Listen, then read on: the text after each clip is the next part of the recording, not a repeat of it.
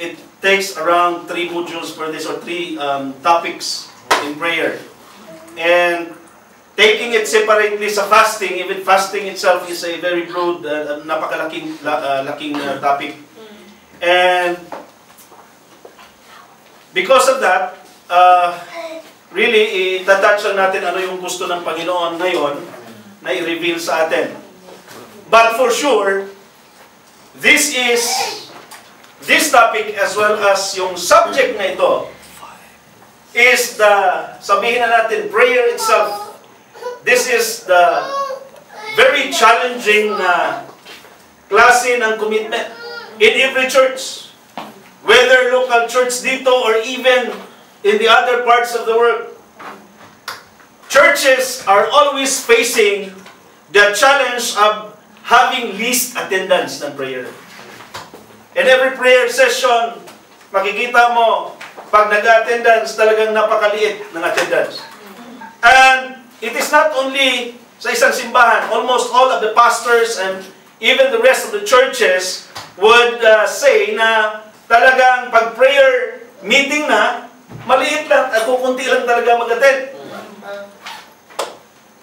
So parang nagiging challenge ito, and I think it is high time tonight that we have to discuss about the prayer, because somehow mga kapatid, nalilimutan na natin ang significance ng pakikiusap natin sa Panginoon. And in fact, apart dito, we are also taking up fasting, which again is a challenge for every Christian. Kasi nahirapan kahit sa world pa dati, mahirapan tayo mag-diet, no? Whenever we abstain from eating food, parang ang hirap kaya. Lalo na pag nakikita at naaamoy natin. At mas lalo na pag marami tayong pera.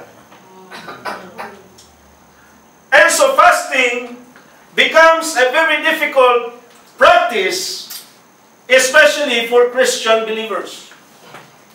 And because of this, because of the necessity and the significance of this topic, we have to touch on this topic dahil napaka-importante po ng tulad natin ng mga mananampalataya na kailangan isalibdib natin.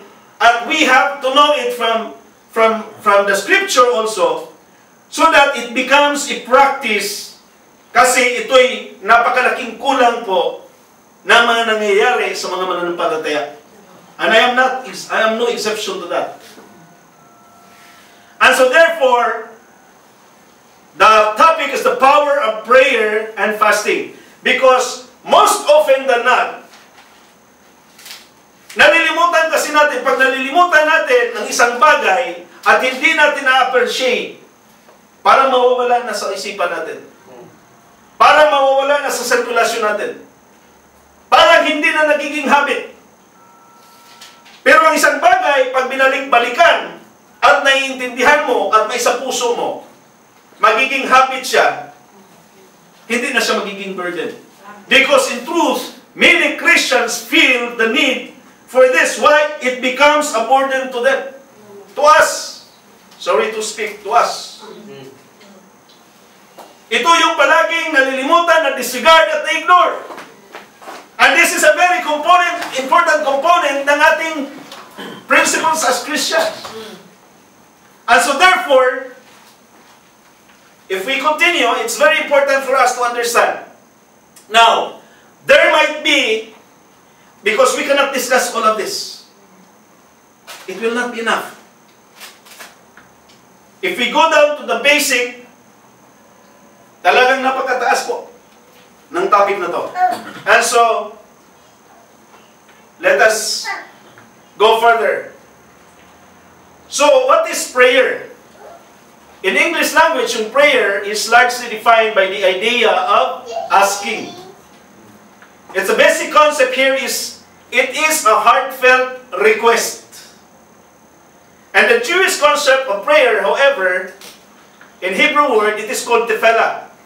In Hebrew. Tefillah means prayer. And It is understood to be an introspection that results in bonding between the creature and the Creator. When we talk about introspection, it means self-seeking. It means seek from the inside. It means soul-searching. Ito yung ibig sabihin. And it results in the bonding between the creature and the created beings, or the creature, tayo. It is just like as a child would bond with his father. So therefore, itong prayer na to, magre-resulta ito sa bonding. Magkakaroon ng bonding relationship. And of course, if there is a relationship, it is very important na mayroong communication. And therefore, prayer serves as a channel of communication, which is a very important component in relationship between our God and us. And prayer is a spiritual communication between man and God. It's a two-way relationship. Kasi pag ang relasyon is one-way lang, walang relasyon yan. Paano mo sinasabi, girlfriend ko yan, tapos ikaw lang yung nakakaalam? Pag tinatanong yun, hindi niya alam, girlfriend mo pala yun. Because it's one way. So as a two-way relationship in which man should not only talk to God, it's not only about talking to God, but also to listen to Him. And that's what makes it a two-way communication. Because you do not always talk all the time.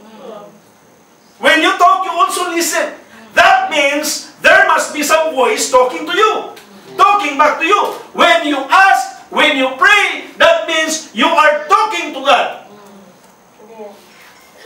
And then it says, also listen to Him.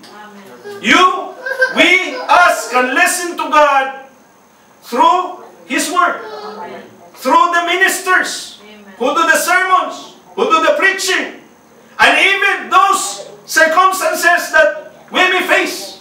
God may be talking to us through those circumstances. Maybe through instruments, maybe through the lives of other people. God can always use this in whatever way He wants it. And so, that is a prayer. Kasi minsan, pag hindi natin, if we do not really understand about it, parang napapagod ko ng kapag-pray. Parang, ano ba ito? Narinig ng Panginoon or hindi? And this is why it's very important for us, and I hope everyone was here to really hear once more kano ka-importante ang prayer and fasting. And prayer to God is like child's conversation, according to Billy Graham's website. You know, the famous evangelist that even President Ronald Reagan na nakapag-attend and even attended during his funeral is so popular in the Christian world that he said, in his website, it says, prayer to God is like a child's conversation with his father. It is natural for a child to ask his father of the things he needs. Tingnan mo yung bata. Pag naglaro yan sa labas, sabi, Mommy! Daddy! That means it could be a call for help. And that presupposes a condition that maybe a child is helpless. The same with us. So prayer to God is like a child's conversation. Tayo mga anak ng Panginoon eh. Kaya dapat din, yung hinihinga natin ng ating prayer, ang tamang Panginoon. Hindi yung Panginoon na hindi nakakarinig. Mas lalo na hindi ang Panginoon na hindi nakakita. And so, yun yung sabi, prayer to God is like a child's conversation with his father. So, every time mag-pray tayo, request. We're pouring our hearts to the Lord.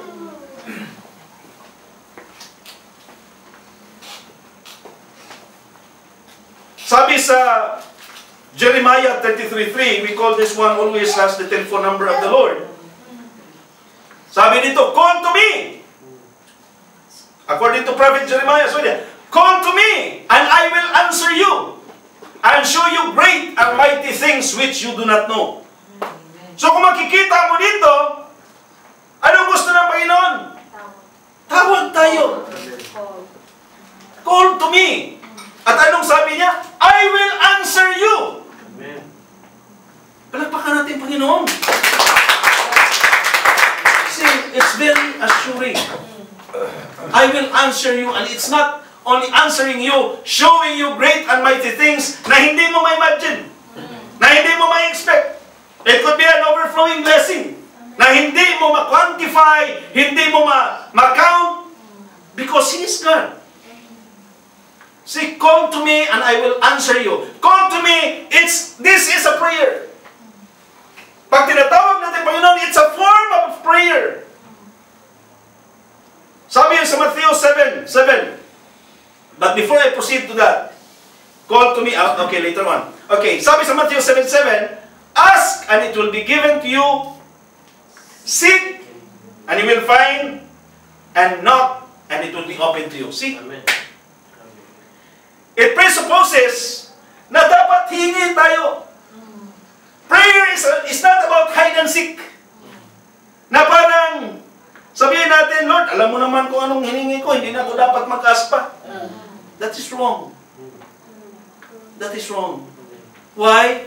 God wants us to obey Him. Amen. And that is part of humility. Amen. Hindi yung, alam mo na, Lord. Alam mo na, Lord. Hindi na ako kailangan magbigkas. Kasi sabi mo, alam mo na yung heart. No. We need to ask. We need to seek. And we need to knock. There is an action required from us. Amen. At pag sinasabing ask, it's not one time. Pag sinasabing seek, it's not one time. Pag sinasabing knock, it's not one time. Amen. It's a continuous, repetitive action required from us by God. Amen. Amen. Pag sinasagot ka ngayon, then you will stop praying. Pag hindi ka naman sinasagot, will you stop praying? No. Dahil sabi dito, ask and it will be given to you. Hindi lang natin alam kailan. And we should not sabihin natin na hindi ka sinagot ng Panginoon. Seek and you will find. Because sometimes we cannot understand, mga kapatid, ano yung mga nangyayari sa buhay natin. And sometimes we cannot even resort or even use our own way para i-resolve ito. And therefore, kailangan natin ng dependence sa Panginoon. We need to rely on Him. Amen. And sabi, knock and it will be open to you. So sabihin mo, Lord, ba't hindi ako nagpunta doon? Hindi ka naman nag-try ng knock. Lord, ba't hindi ako mapopromote ng promote? Hindi ka naman nag-knock. Tapos yung knock, hindi lang yung bang, wala na. Pag sabi, Lord, I need job. Tapos wala na. It is a repetition. It is a continuous act. We need to understand the nature of this type of prayer. So this is a type of prayer. Ito yung gusto mangyari ng Panginoon sa buhay natin. And then sabi dito, according to Psalm 91:15, again, it says, He will call upon me. See, the Lord is expecting us to call Him. Amen. And I will answer Him. Palakpakan natin ang Panginoon. And I will be with Him in trouble. I will rescue Him and honor Him. See, kung titingnan natin, mga kapatid, when you call upon the name of the Lord, He will answer you. And if you are in the midst of the trouble, He is with you. Amen. Ibig sabihin, bakit mag-worry tayo? Why do we have to fear? Why do we have to be afraid? If we are in the midst of trouble, you do not have to worry, because once you call upon the name of the Lord is with you. Amen. I just remember, mga kapatid, kasama ko na pastor sa Pilipinas, sa Cebu. Tinatawag namin siya Triple P. Triple P. PPP. Police na prison, nagiging pastor. Well, that is a definition for Bisaya because iba naman sa Tagalog yung prison. So, PPP. Police na nagiging, na binanggo at nagiging pastor. Ang buhay nito is itself a testament of how God worked in his life. Because ito ang nangyari, just to brief, itong pulis na to was in the intelligence department ng PNP. And because of the type of work that he had the privilege and the opportunity to be involved in the detection and intelligence, report ng mga sindikato ng mga may droga. And because in the process, in the course of his job, nagiging involved na siya illegally. Nagiging protector, and himself nagiging drug lord. And he enjoyed the lives of, kung ano yung drug lord. Maraming bakery, chain of bakeries, maraming sasakyan, may mga apartments pa. And then one time, nangyari ganito. Maabot sa punto kasi gagamitin na siya ng Panginoon. So nangyari, talagang hindi makapagbayad sa kanya yung pinagsuplayan na drug lord. So sinisingil niya ngayon because they are having a lot of private armies. So being a policeman, with all the arrogance, talagang M16, all mga armaments sa kanyang apartment, and it just so happened that on the opposite side of the apartment, doon na ninirahan yung kukuliktahan niya ng drug lord. And so, war broke out. Tinitira siya lang mag-isa. Ang dami nila doon sa baba. But because of the vantage point, doon siya sa itaas, so pabor siya. And talagang ginigira niya. Hanggang umabot sa punto na ubusan siya ng bala. And because of that, ang nangyari, tumawag ng responde ang SWAT.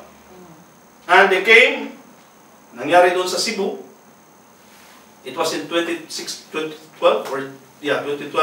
So, ang nangyari, dinakip siya doon, nasurrounded na. Umalis na yung niya, kasi siya yung naipit doon. And then, there was already an order na i-terminate siya. Because his name was already very popular na kailangan ito, wala na to, kailangan iligpit to. And then, when he was about to be fired upon with an M16 rifle on his forehead, and just a millisecond, out of whatever na nireveal sa pagkanya ng Panginoon, while he was lying down, bunog na kayo, and so he was so a mess. When it was about to be pulled the trigger, he said, "Lord, help me." Ginoo, luwas ako in Bisaya. And it was spoken in Bisaya. Ginoo, luwas ako. You know what happened? Right? When the SWAT agent was about to pull, the phone rang on his chest. Kasi may phone siya nilagay dito.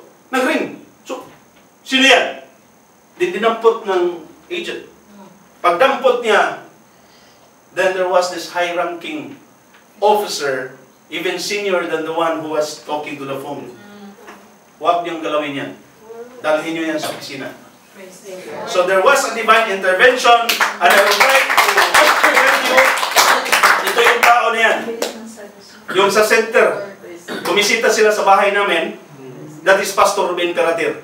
And he's the one even, siya yung nag-post nito. In August 24, 2022, when we were about to have the house church sa bahay namin. So this time was the time na binisita ko ng mga pastor. And that's where I started to become a preacher. So ito si Pastor AJ, ito si Pastor Ruben Peratir, and that is the person. Ito prison din ito. Drugs din. And so it was a privilege for having those servants of God na bumisita sa amin. And this was the time in 2022 in August. Ito siya. So, ito ako, walang ligo. Ako, probinsya. Okay. Ayun, ito yung bahay namin. Yung aso namin. So, yun, bumibisita sila. And so, I was talking about this person. How God intervened in his life when he was about to be killed. See, it could happen to anyone. Because from the heart, Pastor Ruben Peratir was asking God to intervene. Lord, tabangi ko. Lord, help me. Lord, tulungan mo ako. In that instant. And this guy was, see, from the start, hindi naman talaga ito nagsamba.